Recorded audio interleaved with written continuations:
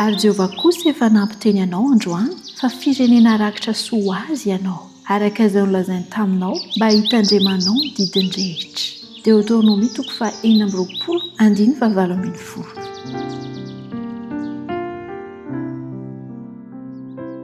Eo amin'ny fiainantsika miaraka amin'Andriamanitra ary avana malala dia mitaky fahatokiana sy fankatoavana amintsika ilay Andriamanitra.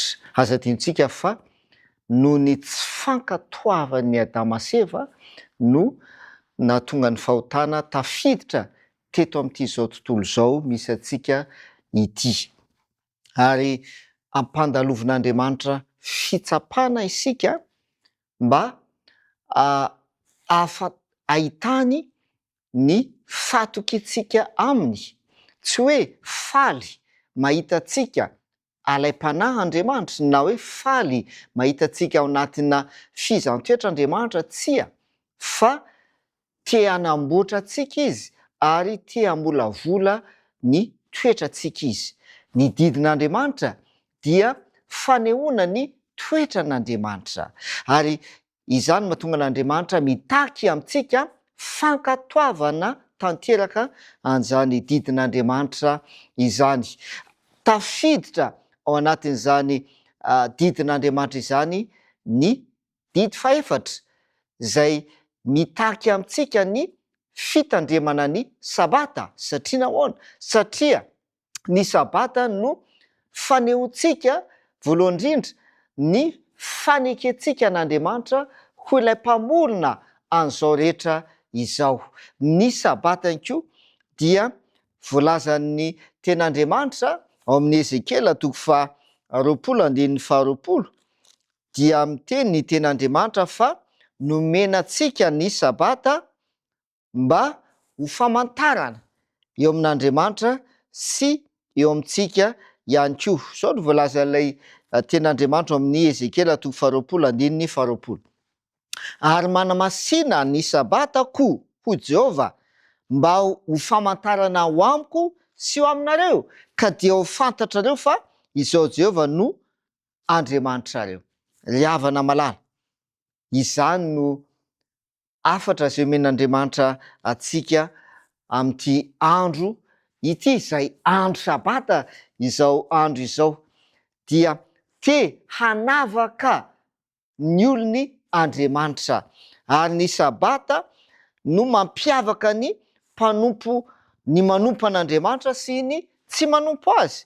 Ary io ihany koa no lohahevitra izay hifanolana ny indrindra zany amin'ilay ady lehibe hifanaovan'ny tsara sy ny ratsy, ny marina sy ny diso. Aza adiny fa anisan'ny nomen'Andriamanitra ny Adama sy Eva tany am-piandohana rehefa vita ny famoronana an'izao rehetra izao, dia voalaza ny ten'Andriamanitra fa nitsahatra Andriamanitra tamin'ny andro fahafito, ary nanamasina zany andro fahafito izany Andriamanitra.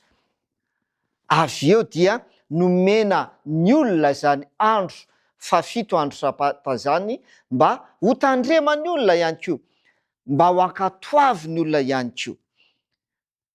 Rehefa tonga zany andro fitsarana izany dia aza adiny fa mitsahatra ihany koa ny asa aman-draharaha rehetra, ary tsy ny sitrapontsika na ny fihevitsika manokana no tokony arahintsika, fa manaraka ary milefitra eo ambanin'ny sitrapon'Andriamanitra sy ny lalan'Andriamanitra isika. Hisy marika izay apetrak'Andriamanitra mantsy eo amin'ny vahoakany, izay hamantaran'Andriamanitra an'izany vahoakany izany. Ary izany fitandremana ny sabata na ny fankatoavana ny sabata izany dia ampianarintsika ihany koa ny zanakitsika, satria tiantsika mba hiaina an'izany fitsarana amin'ny sabata izany ihany koa ireo zanakitsika ireo, ary ho voaharo ihany koa izy ireo amin'ny loza izay mety hiseho rehefa miditra ao anatin'izany fitsarana amin'ny sabata izany. Koa atsonary isika amin'ity andro anio ity mba haneho fahatokiana an'Andriamanitra amin'ny fitandremantsika ny sabata. Andeha araka hivavaka isika. Raina isany an-danitro, misaotra noho ny amin'ny andro sabata izay nomenao mba hitsara anay. Enao mihitsy no nanome ohatra ny amin'izany fitsarana amin'ny andro sabata izany.